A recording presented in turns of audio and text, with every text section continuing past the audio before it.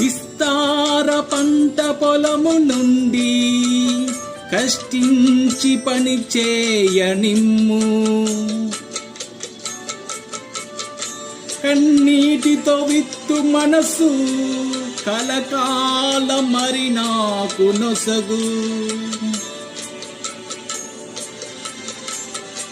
క్షేమక్షామ కాలమైనా నిన్ను గణపరచు బ్రతుకు నిమ్మయా.